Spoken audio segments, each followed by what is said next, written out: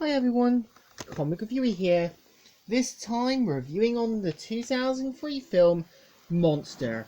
Now, as you know, the 2003 film Monster is meant to be a biological crime drama film from 2003 that was written and directed by Patty Jenkins, who was also known for doing Wonder Woman in 2017 and the sequel Wonder Woman 1984, and was meant to be based on the true story of the notorious serial killer Aileen Wuornos, who was known as a former street prostitute.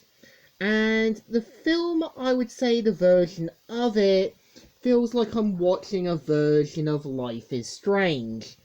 And I'm not kidding. Now, the premise of the film is meant to be about Aileen Wuornos, who ends up meeting her sort of love interest, Shelby, at a gay bar. And it kind of becomes clear that Aileen is starting to kind of use her to get what she wants. And this does kind of remind me a bit of Life is Strange, with Chloe manipulating Max to get what she wanted. And of course, we kind of see how they kind of get to know each other, and after something that goes wrong with a client, which causes Aileen to sort of kill him in self-defense, decides to quit her job and kind of go with Shelby on the open road, which of course kind of comes with repercussions.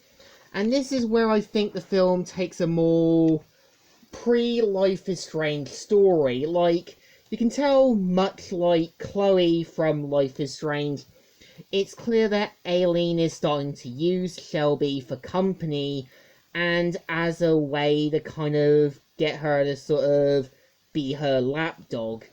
And of course, we kind of see how she's roped into doing prostitution again and decides to kill off her clients just to get the money. And of course, we kind of see how it kind of gets way out of control, and much like the real event, we kind of see how she eventually gets found out, and leading to her kind of being in prison.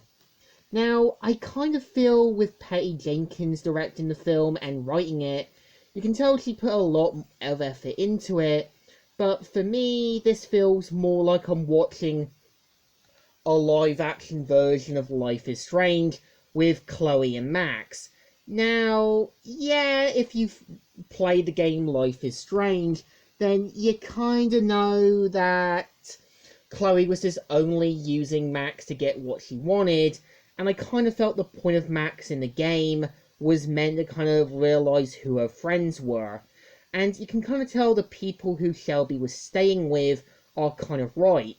It's clear that Allison isn't gay, and is just using it as an opportunity to get Shelby to do what she wants. And it's clear she's only using her to get what she wants. And I would say some of the actors aren't too bad. I think Christiana Ricci does a decent job in playing a kind of naive girl. And I know Shelby's character was based on the real life person, Tyria Moore. And I know the client who does something awful to Allison, known as Vincent Gorey, was meant to be based on Richard Maury. And I remember watching the documentary of Alison Lee Moros on the documentary Deadly Women. And I think at least with that documentary and presumably others, they weren't trying to make it into a love-struck film.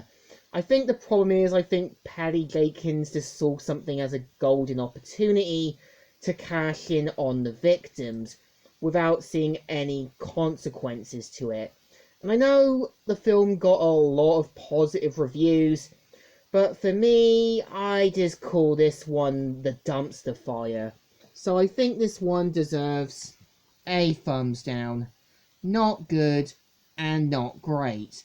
So, Comic Reviewer here, signing out.